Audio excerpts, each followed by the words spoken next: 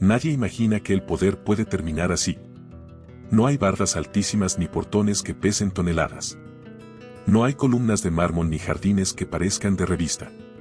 No hay esa casa que uno se imagina cuando escucha la palabra presidenta. Solo una vivienda común. De esas que podrías confundir con la del vecino. De esas que no presumen nada. Y ahí es donde algo empieza a incomodar. Porque uno crece escuchando que el poder se cobra caro. Pero también que se disfruta. Que quien llega tan alto, por fin descansa. Que quien manda, vive mejor que los demás. Pero ¿y si no? ¿Y si el poder no se parece a una recompensa? ¿Y si no hay final feliz, ni lujos escondidos, ni una vida tranquila al cerrar la puerta? A veces, la verdadera historia no está en los discursos. Ni en los eventos oficiales. Ni en lo que se dice frente a las cámaras. A veces está en una casa demasiado normal. Para alguien que carga con el peso de un país entero. Y esa es la pregunta que hoy nadie quiere hacerse en voz alta. ¿Esto es humildad? ¿O es el precio silencioso de llegar tan alto? Almohadilla introducción. Cuando pensamos en la vida de una presidenta, pensamos en exceso. Pensamos en comodidad, en seguridad extrema, en privilegios que ya no se discuten. Pensamos en una vida resuelta. Pero hay historias que no encajan en ese molde. Historias que no gritan éxito. Que no presumen poder. Que no se ven como uno esperaría. Hay casas que no parecen premio. Hay decisiones que no saben a victoria. Y no, esta no es una historia para aplaudir ni para señalar con el dedo. Aquí no venimos a decirte qué pensar. Hoy solo vamos a mirar. A mirar una casa. A mirar el silencio que la rodea. A mirar lo que se gana cuando se llega arriba. Y lo que se pierde sin que nadie lo note. Porque detrás del cargo. Detrás de los aplausos. Detrás de la banda presidencial. También existe una vida privada. Una rutina. Una soledad que no se ve en cadena nacional. Y tal vez, solo tal vez, esa casa tan sencilla no sea una estrategia, ni un mensaje político, ni una pose. Tal vez sea el reflejo de algo más incómodo. La realidad de alguien que llegó al punto más alto y descubrió que el poder no siempre abriga, que no siempre protege, y que muchas veces cobra en silencio. Hoy vamos a recorrer esa historia sin prisas. Con calma. Como se cuentan las cosas que duelen un poquito. Y al final, no habrá una conclusión clara. Porque esta historia no se cierra sola. Se queda contigo. La primera vez que alguien pasa frente a esa casa, no se detiene. No hay motivo. No hay nada que llame la atención. Es una construcción sobria, discreta, metida en una colonia donde la vida sigue su curso sin ceremonias. Camiones pasando, perros ladrando, vecinos barriendo la banqueta desde temprano. Nada fuera de lo común. Nada que haga pensar que detrás de esas paredes vive alguien que toma decisiones que afectan a millones. Y justo ahí empieza la incomodidad. Porque en México estamos acostumbrados a otra cosa. Aquí el poder suele verse, olerse, escucharse. Se manifiesta en camionetas negras polarizadas, en escoltas que no sonríen, en casas que parecen fortalezas, en bardas altas, en cámaras por todos lados.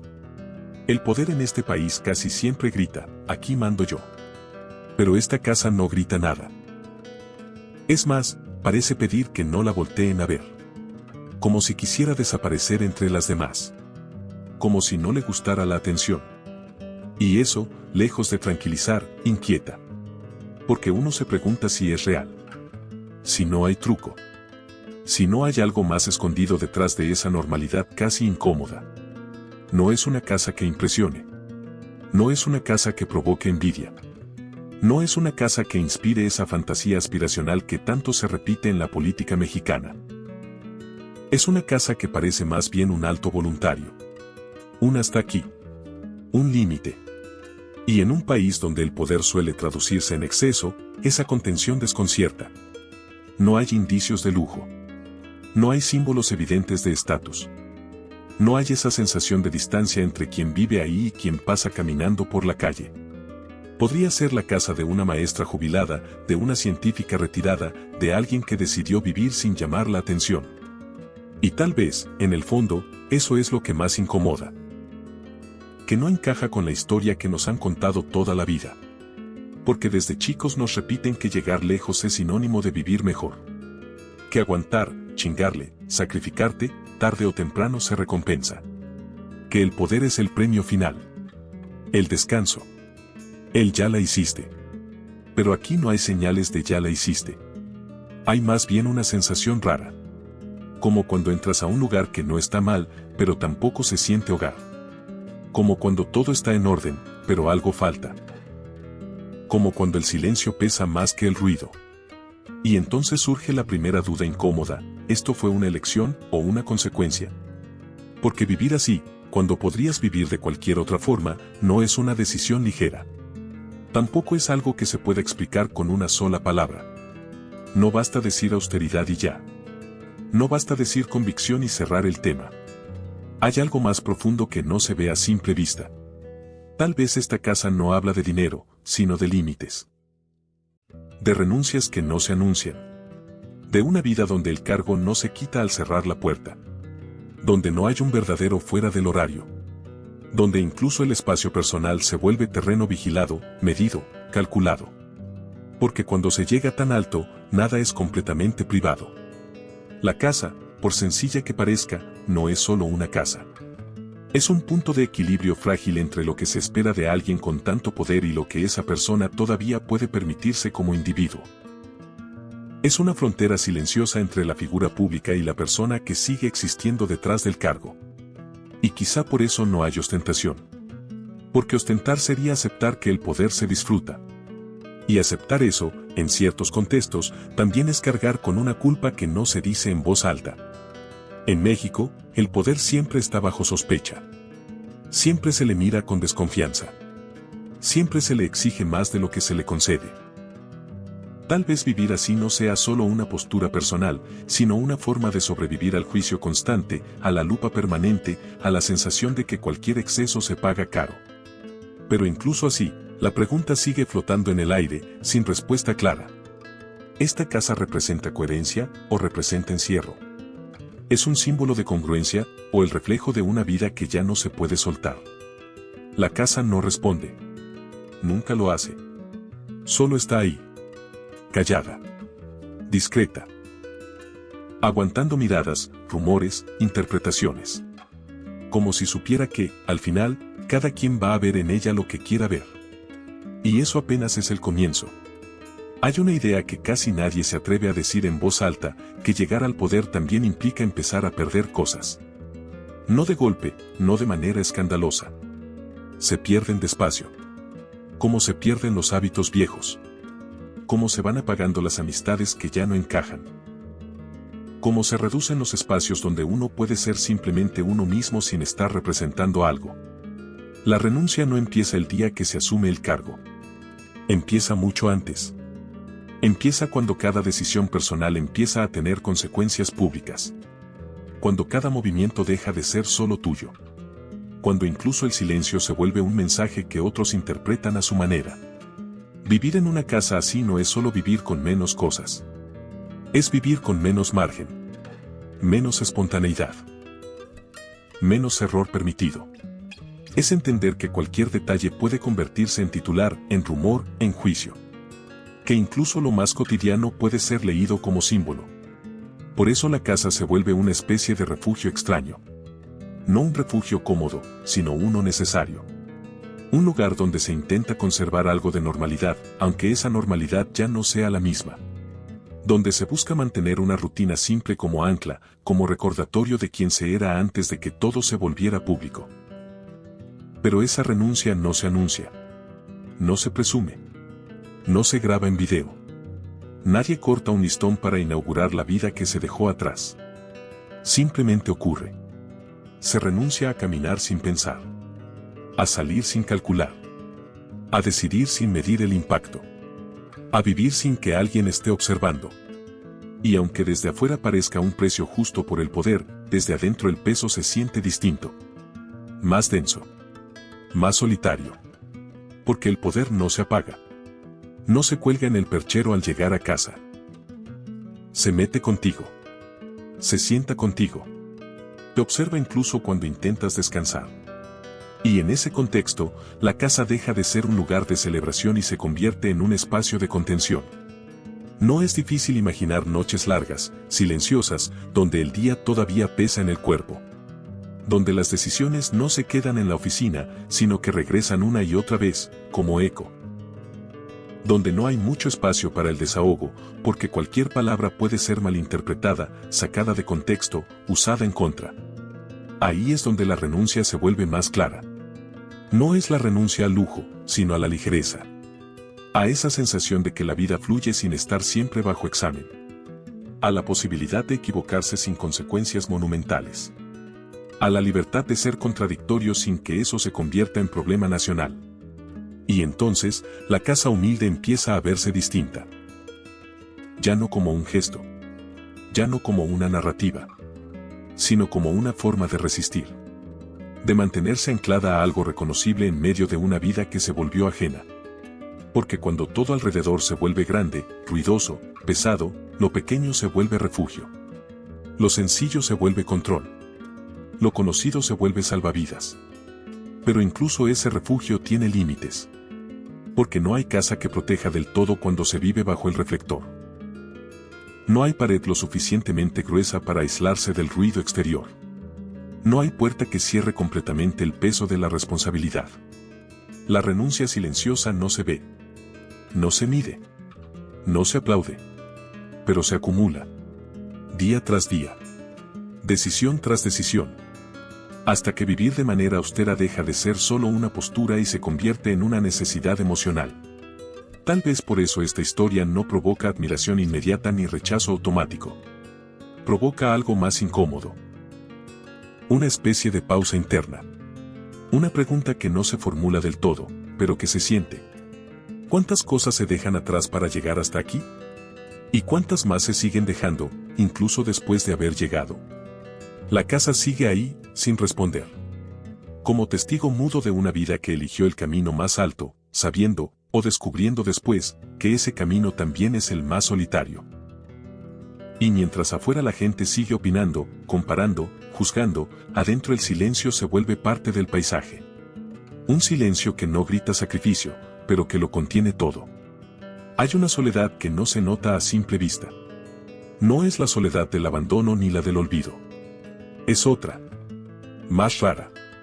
Más pesada. Es la soledad de no poder bajar la guardia nunca. De no poder desaparecer ni siquiera cuando más lo necesitas. Vivir vigilada no siempre significa tener a alguien mirando directamente. A veces basta con saber que siempre puede haber alguien mirando. Que cualquier gesto, cualquier salida, cualquier decisión mínima puede ser observada, grabada, interpretada. Y cuando esa sensación se instala, ya no se va. La vida cotidiana empieza a cambiar sin que te des cuenta. Las cosas simples se vuelven operaciones. Salir a comprar algo ya no es solo salir. Es pensar la ruta, el momento, el contexto. Recibir a alguien en casa deja de ser espontáneo. Todo se vuelve cálculo. Todo se vuelve filtro. Y aunque por fuera la casa siga siendo sencilla, por dentro el ambiente ya no es el mismo que el de cualquier otro hogar. No hay una relajación total. No hay ese abandono cómodo que uno siente cuando sabe que nadie está mirando. Aquí, incluso el descanso tiene reglas. La soledad aparece justo ahí. No porque no haya gente alrededor, sino porque no hay con quien bajar completamente el personaje. Porque incluso en confianza, incluso en espacios cerrados, siempre queda una parte de alerta encendida. Una parte que recuerda que no eres solo tú. Que representas algo. Que cargas algo. Y ese peso no se reparte. No se delega.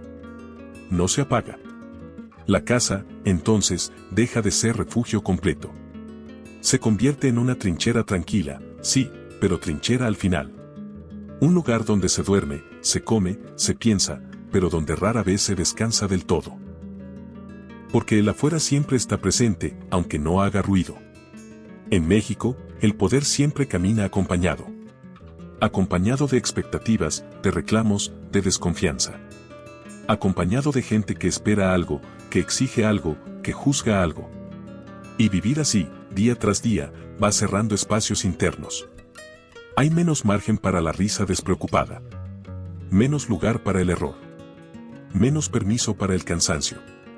Porque cansarte también puede interpretarse como debilidad. Como falta de compromiso. Como algo que no se te permite.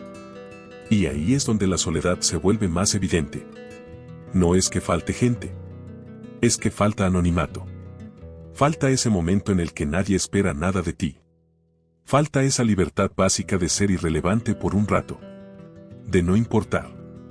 De no significar.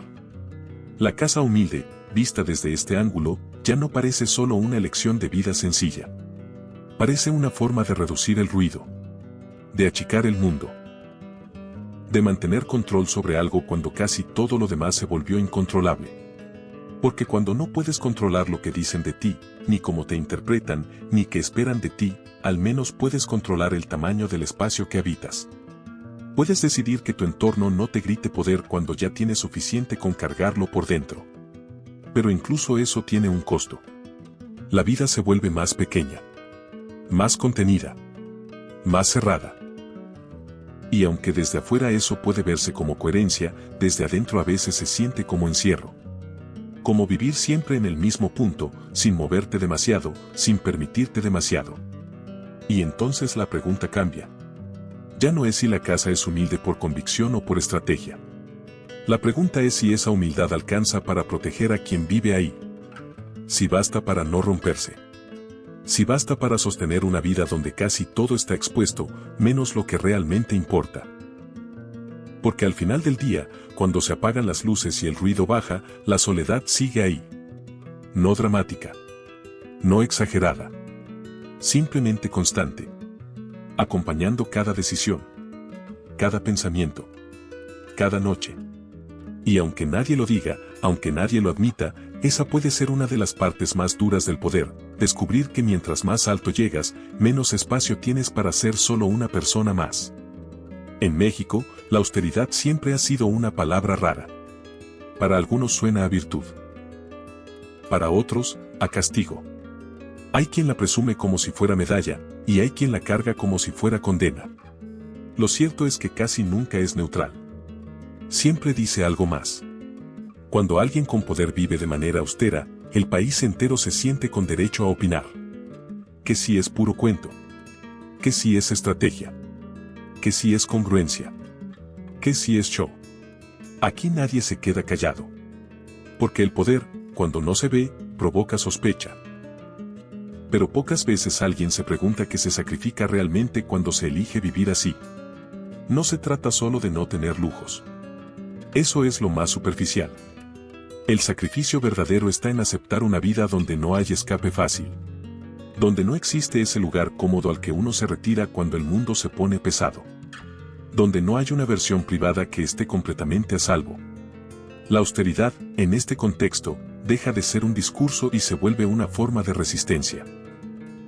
No contra los demás, sino contra la tentación de desconectarse. Contra la tentación de refugiarse en el privilegio. Contra la tentación de decir ya hice suficiente.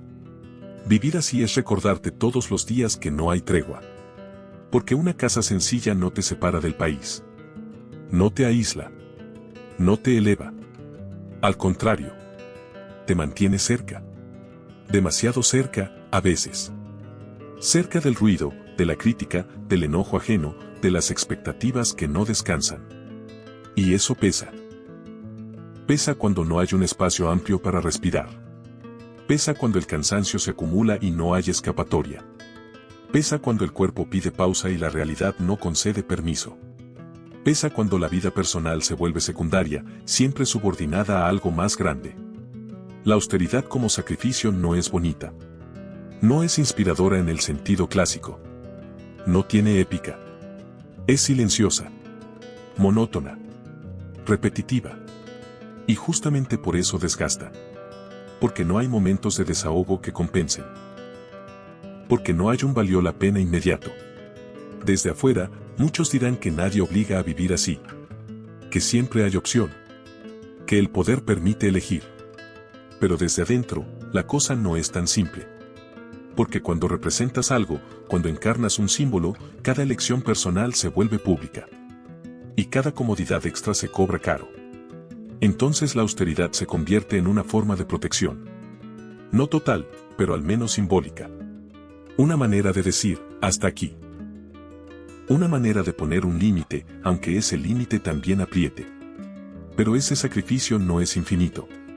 Con el tiempo, la línea entre convicción y desgaste empieza a desdibujarse. Lo que al inicio era decisión firme, poco a poco se vuelve costumbre pesada. Y lo que era postura, termina siendo carga. No porque esté mal, sino porque sostenerla exige más de lo que se ve. Y ahí aparece la pregunta que casi nadie se atreve a formular con honestidad. ¿Hasta dónde alcanza la austeridad para sostener una vida así? ¿En qué momento deja de ser fortaleza y empieza a ser peso?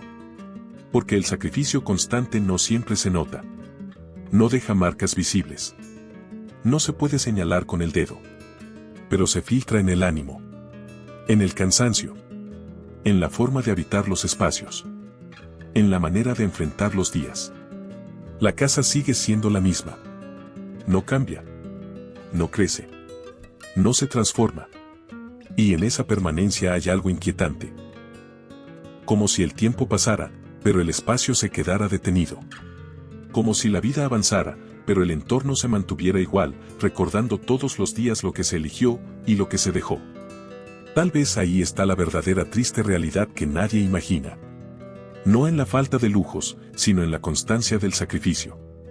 En vivir sin tregua emocional. En cargar con una coherencia que no siempre es ligera. Y aquí vale la pena detenernos un segundo y preguntarte algo, sin rodeos, como se pregunta entre cuates cuando la conversación se pone seria. ¿Tú qué piensas de esta situación? Porque esta historia no se sostiene sola. Se completa con lo que cada quien trae cargando. Con lo que cada quien cree que vale el poder. Con lo que cada quien estaría dispuesto, o no, a sacrificar. La austeridad, vista así, ya no es solo una palabra. Es una forma de vida que cobra factura lentamente. Sin hacer ruido. Sin pedir permiso. Y lo más duro es que, una vez que eliges ese camino, ya no hay marcha atrás fácil. Porque cambiarlo también se juzga. Porque ceder también se castiga. Porque el margen se vuelve cada vez más estrecho. La casa sigue ahí, inmóvil, como un recordatorio constante. No de pobreza ni de virtud, sino del costo real de sostener una imagen, una decisión, una forma de estar en el mundo cuando todo el país te está mirando. Las casas hablan, aunque no digan nada. Hablan con lo que muestran y, sobre todo, con lo que esconden. Con lo que no se ve desde la banqueta. Con lo que no entra en una foto. Con lo que nunca aparece en una nota rápida ni en un comentario de sobremesa. Porque una casa puede ser sencilla y aún así cargar historias pesadas. Puede ser discreta y, al mismo tiempo, estar llena de silencios incómodos. Puede no tener luz y aún así ser el escenario de decisiones que quitan el sueño. Lo que la casa no dice es todo lo que no cabe en sus paredes. No dice cuántas veces se ha tenido que cancelar una salida de último momento. No dice cuántas llamadas entran a deshoras. No dice cuántas noches se alargan pensando en consecuencias, en riesgos, en escenarios que nadie más ve.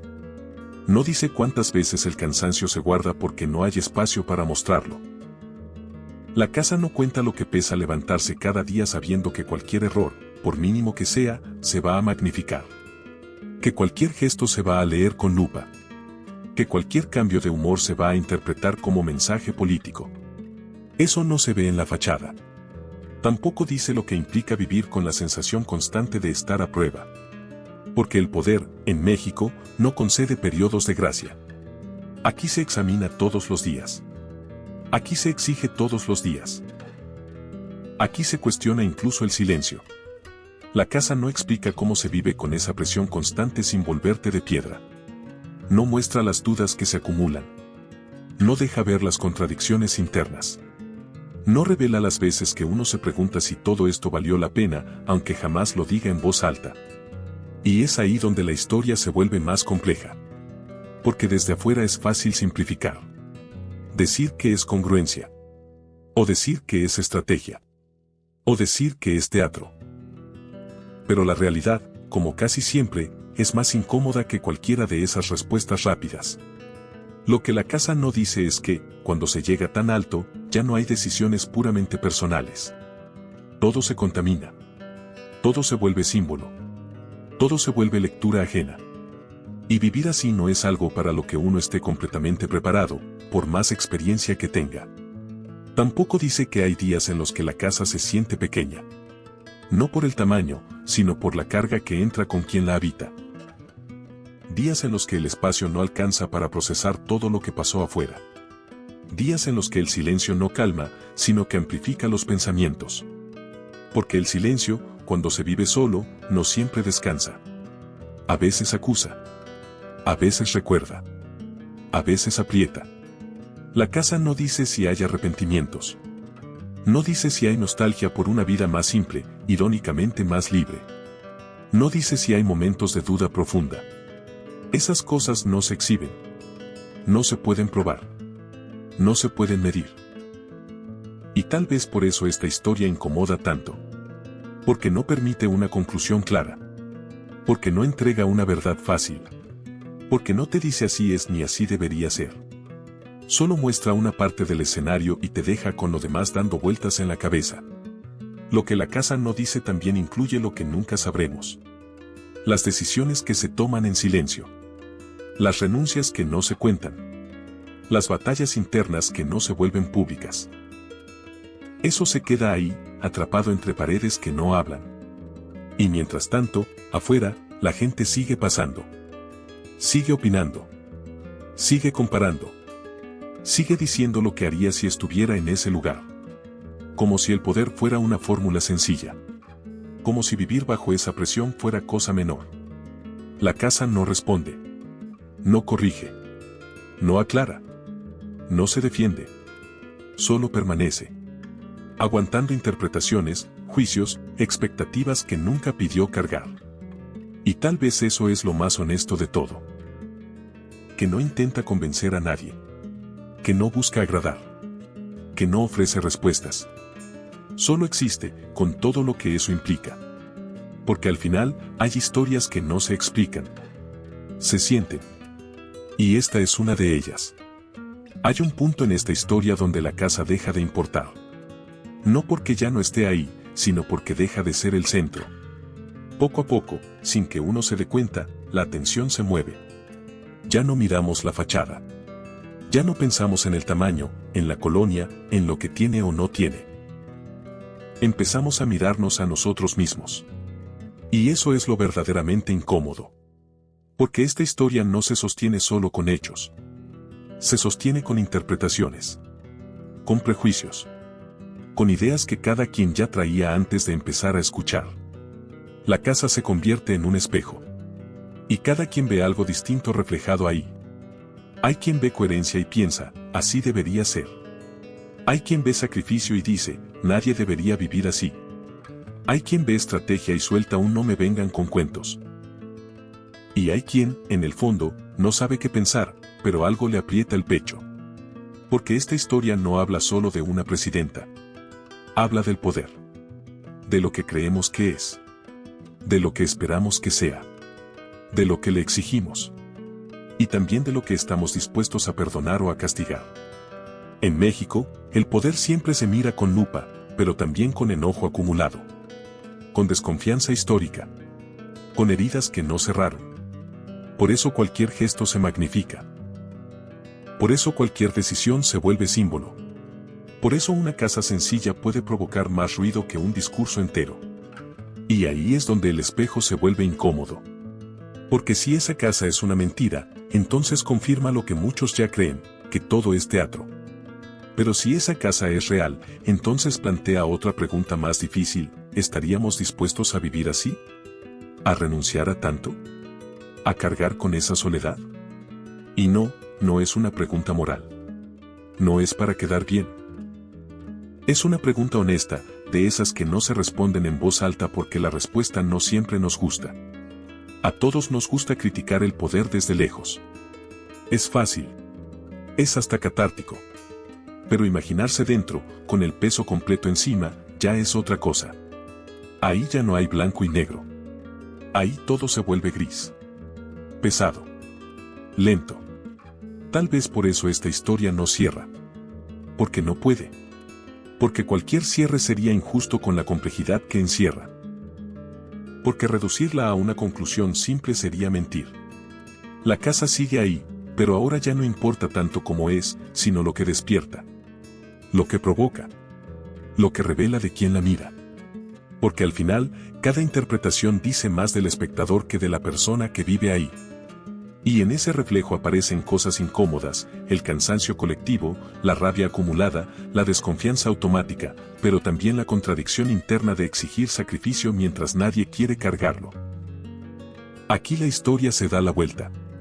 Ya no apunta hacia afuera. Apunta hacia adentro.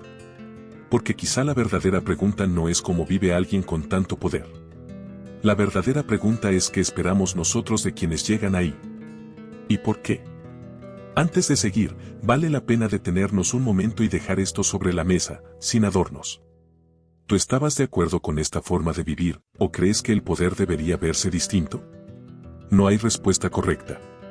Solo posturas. Solo experiencias. Solo lo que cada quien trae encima cuando escucha una historia como esta. La casa, al final, no cambia. No se defiende. No se explica. Solo refleja. Y eso, a veces, es más fuerte que cualquier argumento. Al final del día, cuando baja el ruido, cuando las cámaras ya no están, cuando las opiniones se quedan flotando allá afuera, la casa sigue siendo solo una casa. No da discursos. No responde preguntas. No aclara nada. Simplemente permanece. Ahí, en ese silencio, es donde esta historia encuentra su última imagen. No hay música épica. No hay aplausos. No hay una conclusión redonda que deje a todos tranquilos. Solo queda la idea de alguien que llegó a lo más alto y sigue viviendo en un espacio que no grita victoria. Un espacio que no presume poder.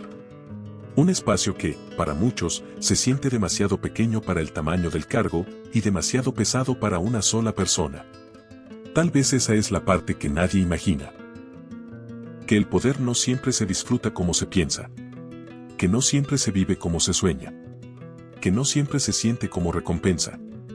A veces se siente como responsabilidad constante. Como vigilancia permanente. Como una vida donde todo pesa un poco más. Donde incluso la casa, por sencilla que sea, carga con significados que no pidió. En México estamos acostumbrados a ver el poder desde afuera. A juzgarlo por lo que muestra. Por lo que exhibe. Por lo que presume. Pero pocas veces nos detenemos a pensar en lo que no se ve. En lo que no se dice. En lo que se vive puertas adentro. Y esta historia no intenta convencerte de nada. No intenta limpiar imágenes ni ensuciar otras. Solo pone una escena frente a ti y se hace a un lado. Porque al final, cada quien se queda con su propia lectura. Habrá quien vea coherencia. Habrá quien vea encierro. Habrá quien vea estrategia. Habrá quien vea sacrificio. Y todas esas miradas pueden existir al mismo tiempo. La casa no cambia según quien la mire. Pero lo que cambia es lo que despierta. Lo que remueve. Lo que obliga a pensar más allá de lo cómodo. Quizá la verdadera tristeza no está en la falta de lujos. Quizá está en descubrir que llegar tan alto no garantiza paz. Que el poder no siempre viene acompañado de descanso. Que no siempre hay un lugar donde soltar todo. La casa sigue ahí, discreta, casi invisible. Y en esa discreción se queda flotando una última sensación. No una respuesta. No un juicio. Una sensación. La de un país que exige mucho. La de un cargo que no se quita nunca. La de una vida donde incluso lo sencillo puede pesar más de lo que parece. Y cuando apagas el video, cuando sigues con tu día, esa imagen se queda un rato contigo.